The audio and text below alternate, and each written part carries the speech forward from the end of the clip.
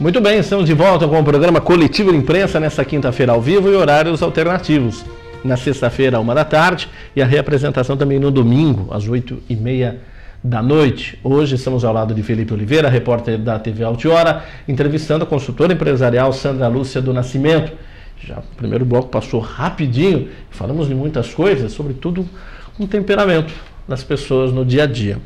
Sandra, eu sempre digo que os nossos pais nos ensinaram o mundo ideal, mas a gente enfrenta um mundo real. Ainda acontece isso, já que você falou que as pessoas lá no fundo ainda mantêm os princípios meio antiquados? O grande detalhe hoje é que os pais, claro, sempre querendo fazer o melhor pelos filhos, né? Nós sempre queremos fazer o melhor. Mas hoje eu diria que, além da gente não estar preparando os filhos para o mundo real, os pais também estão muito perdidos, eles também estão precisando ser preparados. Porque as coisas mudaram muito rapidamente. Houve uma terceirização do papel do pai e da mãe. Então hoje a babá, a empregada, o motorista da perua sabe muito mais às vezes do próprio filho do que os seus pais. Até por conta dessa mudança, dos pais terem ido os dois para o mercado de trabalho. Então esse cuidado com os filhos foi terceirizado. Então tudo isso são detalhes que fazem a grande diferença no comportamento das pessoas hoje em dia, né? Então, aquela distância que havia antigamente entre os pais e os filhos, não era uma distância que a gente considerava muito sadia, porque não havia um diálogo, não havia uma conversa, mas havia sim um respeito silencioso. Hoje a gente tem mais liberdade, a gente acredita que se comunica melhor com os filhos, mas a gente sente também que alguns papéis foram invertidos. Então hoje há muitos filhos que se sentem órfãos de pais vivos, porque o pai ele passou a ocupar mais o papel de amigão do que de pai, do que de mãe. Então essa autoridade que está faltando para alinhamento de conduta dos jovens, dos adolescentes, também tem enriquecido um pouco mais esse problema da falta de comunicação assertiva. Então os filhos não sabem se comunicar adequadamente com o ambiente dele, às vezes com os próprios colegas, porque o diálogo com os pais não favoreceu esse autoconhecimento. Você fala no sentido respeito? Não que o respeito tenha sido abolido, eu acredito que os papéis mudaram de formato. Você disse que a comunicação mais amigo ficou... Eu acho que ela ficou mais prejudicial, né, do que ajuda hoje a desenvolver pessoas mais seguras. Porque todo mundo precisa de um norte, todo mundo precisa de uma risca de giz no chão, precisa que alguém diga, olha, é por aqui, pronto.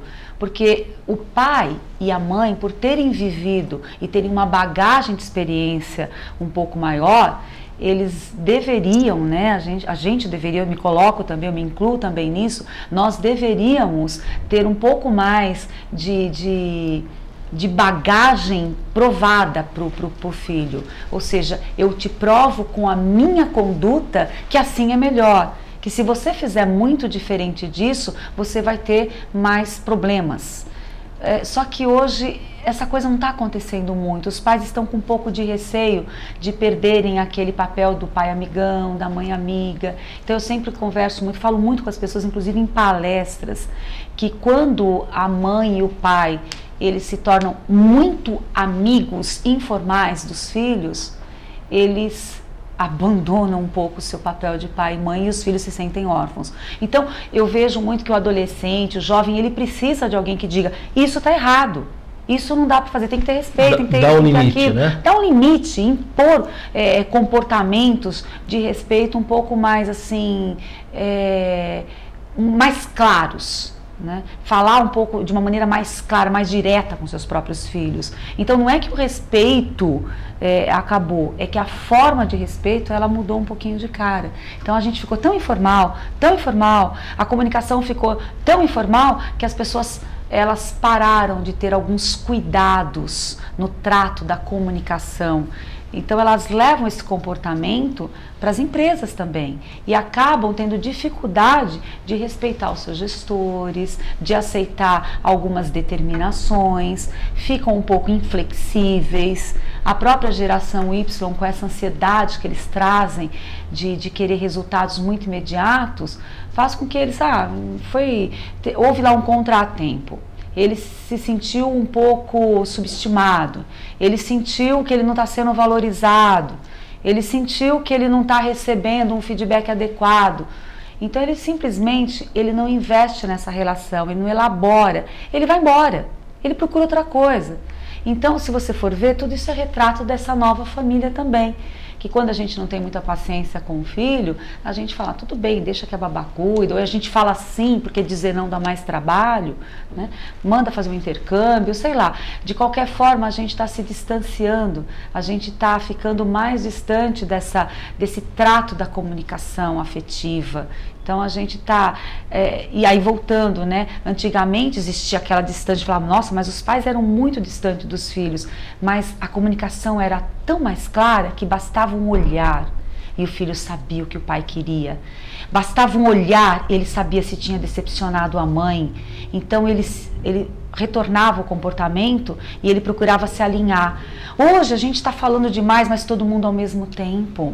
Então é isso que está dificultando esse mundo real hoje. Hoje a gente não está vivendo, na realidade a gente não está sendo preparado para o mundo real, porque o mundo real deveria ser um mundo das relações humanas bem transparentes. E a gente está aprendendo em casa e na escola que as relações estão sendo aparentes. Isso não é sadio.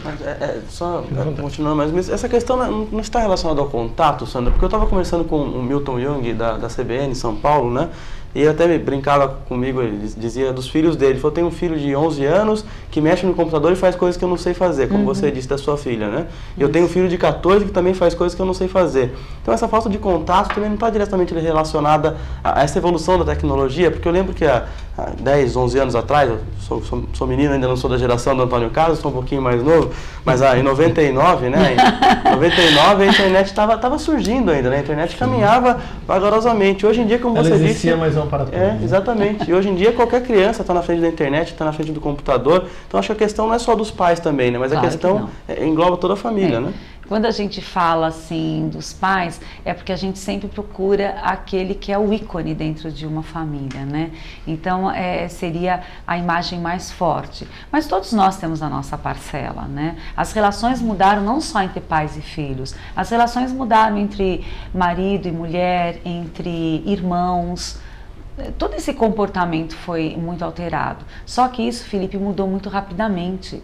E eu repito, esse processo externo é muito mais rápido do que o meu processo interno possa aguentar. Então, no fundo, os filhos ainda precisam de pais que digam para eles, é por aqui que você deve caminhar, a minha opinião é essa, não faça isso porque isso não fica bem.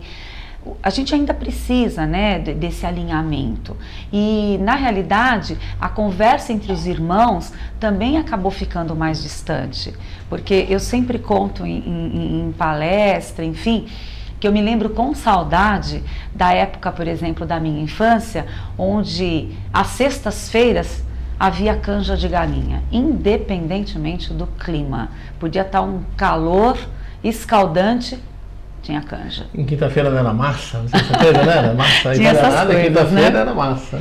Então, e o que aconteceu, Antônio Carlos? Nessa época eu brinco que a galinha tinha um coração só, né? Porque hoje a galinha, né, tem um monte de coração. Porque eu lembro que na época a canja era feita com uma galinha e, portanto, ela tinha um só coração. E quando nós sentávamos à mesa para o jantar, começava já aquela briga. Quem ia pegar o coração da galinha? Então tinha que ser na sorte. Aí quando vinha lá a concha e colocava no prato de uma das irmãs, e o coração não vinha, aí uma já ficava provocando a outra, não veio pra você, veio pra mim. A gente brigava pelo coração da galinha. E isso era tão sadio, era tão bom, Porque aí quando aquela que recebia o coração, ela ficava com dó da outra, falava assim, então tá, então eu vou dividir. Aí dividia aquele pequeno coração em 3 partes. Então tudo isso, o que a gente estava fazendo? Mexendo com emoções, a gente estava trocando reações.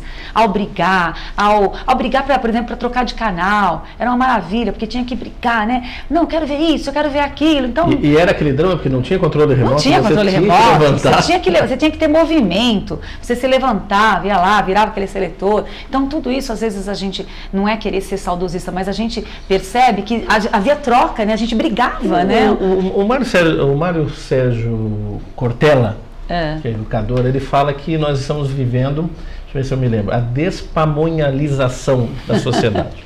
O que ele diz da despamonhalização da sociedade? Antigamente se fazia pamonha em casa. Então o que era se fazer pamonha em casa? Sem ser saudosista, né? Mas o que era? Os homens iam colher o milho. Aí traziam o milho. Aí as crianças jogavam tudo no chão. Aí as crianças iam tirar os cabelinhos, tirar a palha, tirar os cabelinhos. Aí tudo isso iria para uma outra parte, as mulheres iam ralar, ia ficar lá mexendo, depois ia pôr na palha. A família ficava junto. Tudo.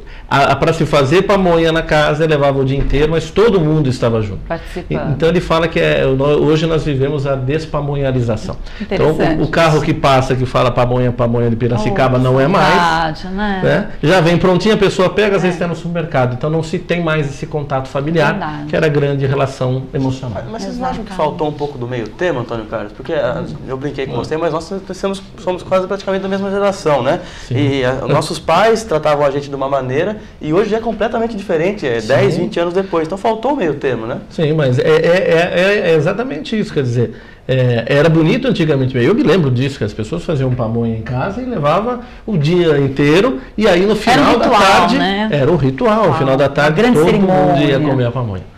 Hoje já não se tem mais isso, o dia a dia, a rapidez. Então é muito parecido com essa da canja, que é muito bonito, é mais poético, como se fala que não tem um coração só. Né?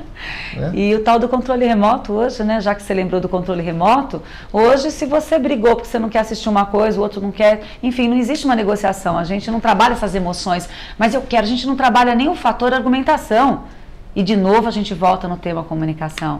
Eu não sou treinada nem para argumentar, porque eu não discuto mais isso. Eu simplesmente pego o meu controle remoto, vou para o meu quadrado e assisto o que eu quero na minha TV, no meu controle remoto. Então cada um pega os seus equipamentos e cada um fica isolado. Numa mesma casa, pessoas isoladas. Né? A gente não senta mais junto. Não há mais a comunicação do mesmo assunto do programa. Não existe isso. Então a gente não senta hoje no sofá. Hoje as pessoas não discutem juntas alguma coisa. Então, tudo isso favorece que aconteça o quê? Que a comunicação cada vez mais fique mais o artigo de luxo. A gente tem que estudar a comunicação. E antigamente a gente fazia comunicação de uma maneira muito natural, porque se você não se comunicasse, você perdia espaço. Você tinha que brigar pelo seu espaço. Você tinha que brigar com seus irmãos, então tinha aquela troca, era o brinquedo, era a disputa por isso, por aquilo. Hoje você não disputa nada, porque se brigou, cada um fica com um e pronto. E a gente acaba fazendo isso para quê? Para não ver a desarmonia, para não ter briga, mas essa briga, esse trabalhar as emoções é muito sadio, é onde eu aprendo a ir para esse mundo real que você perguntou. Sim. Né? Como é que eu vou para a guerra lá do mundo real se dentro da minha casa há um eterno silêncio? Para que ninguém fique mal com ninguém, eu digo sempre sim, eu deixo tudo. Então eu dou uma TV para cada um, notebook para cada um e ninguém se fala, ninguém vai assistir junto. Então eu falo, apesar da gente ter, a gente gosta de ter conforto na casa da gente. Ah, que legal que um filho tem lá seu quarto com seus equipamentos. A gente gosta, todo mundo procura fazer isso. Mas a gente não pode esquecer que a gente tem que cobrar. Vem cá, vem ficar junto, vamos conversar. Que o Felipe falou. Esse meio termo que o Felipe falou, que é o equilíbrio entre essa velocidade de uma geração e outra, que vocês estão vendo aí que é perto, mas ao mesmo tempo tem uma grande lacuna. Eu perguntei uma vez para uma moça, uma amiga,